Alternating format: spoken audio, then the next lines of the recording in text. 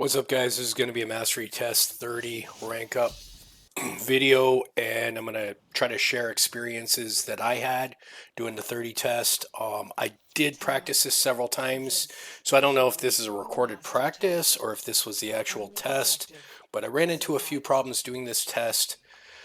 And I know there's guys out there that are going to say, oh, this test is easy, this and that. Well, what I ran into was when I watched the videos, all of them were actually obsolete as to what was going on. People said you could use certain warframes that once you use their powers now, you automatically fail.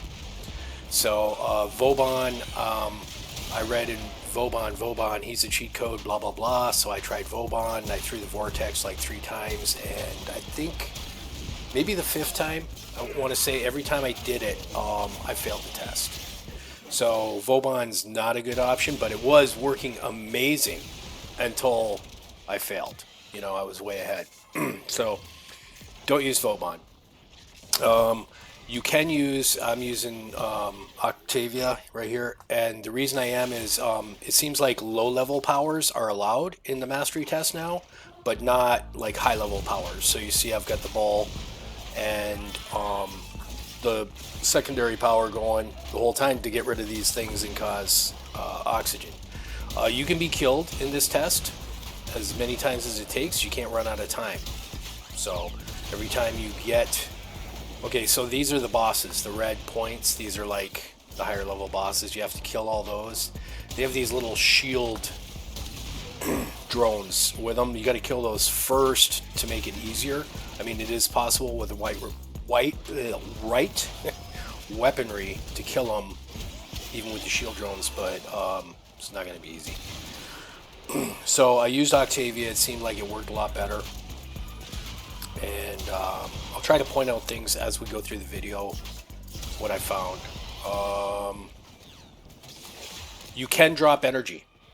You can drop energy, and you can have a sentinel or a pet.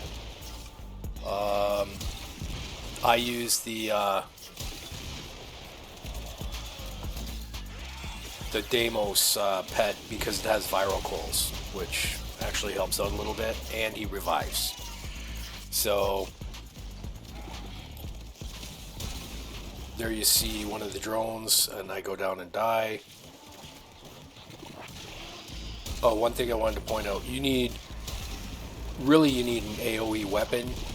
I use a Tsar because it shot faster than the Envoy and I could aim it better for those drones, that reason. Good melee is also important.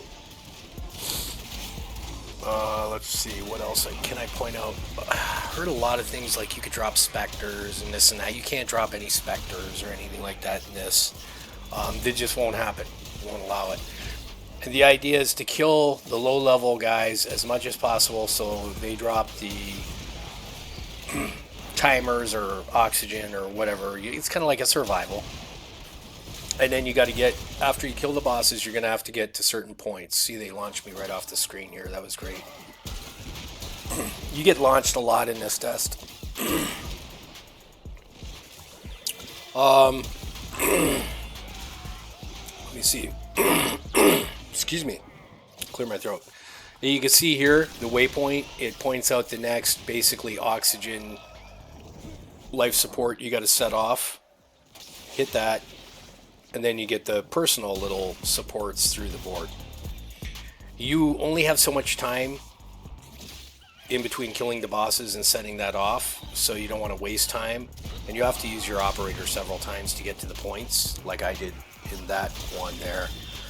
So,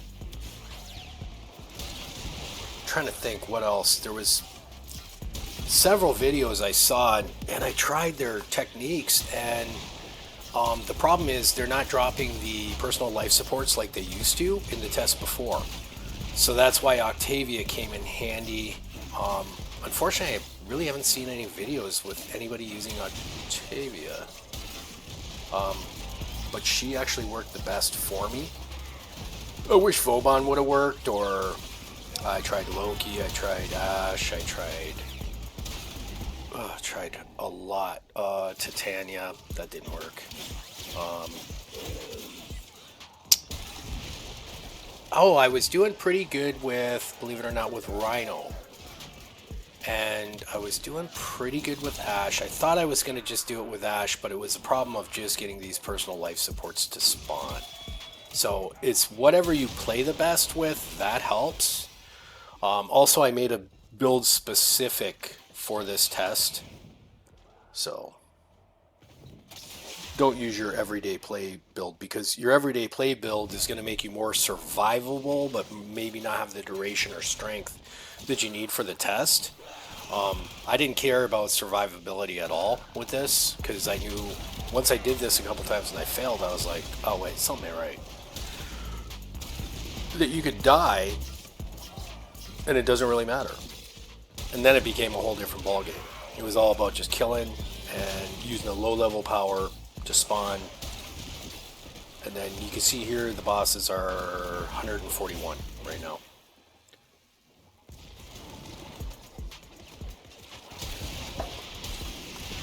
But this is 2022. I did the test in 2022.